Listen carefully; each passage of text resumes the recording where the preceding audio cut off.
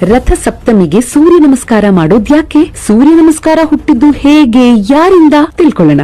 ಯೋಗ ಈ ಪದದ ಉಲ್ಲೇಖ ಮೊದಲ ಬಾರಿಗೆ ಆಗುವುದು ಋಗ್ವೇದದಲ್ಲಿ. ಸಾವಿರಾರು ವರ್ಷಗಳ ಇತಿಹಾಸವಿರುವ ಯೋಗ, ಇದರಲ್ಲಿನ ನೂರಾರು ಆಸನಗಳು, ಅದರಲ್ಲಿ ಬಹುಪ್ರಚಲಿತವಾದದ್ದು ಸೂರ್ಯ ನಮಸ್ಕಾರ. 12 ಆಸನಗಳು ಸೇರಿ ಸೂರ್ಯ ನಮಸ್ಕಾರ ಆಗತ್ತೆ ನೋಡಿ. ಬೆಳೆಯುವ ವಯಸ್ಸಿನಲ್ಲಿ ಅಂದ್ರೆ ಇನ್ನೂ ಬಾಲಕನಾಗಿದ್ದಾಗ ಹನುಮಂತ ತನ್ನ ತಾಯಿಯನ್ನ ಒಮ್ಮೆ ಕೇಳ್ತಾನೆ, ಅಮ್ಮ, ಈ ಭೂಮಂಡಲದ ಅಷ್ಟೂ ವಿದ್ಯೆಯನ್ನ ನನಗೆ ನೀನು ಕೊಡಿಸ್ಕೊಡ್ತೀಯಾ ಅಂತ. ಅದಕ್ಕೆ ತಾಯಿ ಅಂಜನಾದೇವಿ ಹೇಳ್ತಾಳೆ, ಅದು ನನ್ನಿಂದ ಸಾಧ್ಯವಿಲ್ಲ ಮಗು, ಇಡೀ ಪ್ರಪಂಚಕ್ಕೆ ಬೆಳಕನ್ನ ನೀಡೋ, ಪ್ರಪಂಚ ಪರ್ಯಟನೆ ಮಾಡೋ ಸೂರ್ಯನಿಂದ ಮಾತ್ರ ಇದು ಸಾಧ್ಯ ಅಂತ. ಸರಿ, ಹನುಮಂತ ಸೂರ್ಯನ ಬಳಿ ಬಂದು ತನಗೆ ವಿದ್ಯೆಯನ್ನ ಧಾರೆ ಎರಿಬೇಕು ಅಂತ ಕೇಳ್ಕೊಂಡಾಗ ಸೂರ್ಯ 2 ಕಾರಣಗಳನ್ನ ಕೊಟ್ಟು ಹನುಮಂತನ ಕೋರಿಕೆಯನ್ನ ನಿರಾಕರಿಸ್ತಾನೆ. ಮೊದಲನೇದು, ನಾನು ನಿರಂತರವಾಗಿ ಚಲಿಸ್ತಾನೆ ಇರ್ಬೇಕು, ಒಂದು ಕ್ಷಣವೂ ನಿಲ್ಲೋದಕ್ಕಾಗೋದಿಲ್ಲ, ಇನ್ನು ನಿನಗೆ ಪಾಠ ಮಾಡೋದೆಲ್ಲಿ.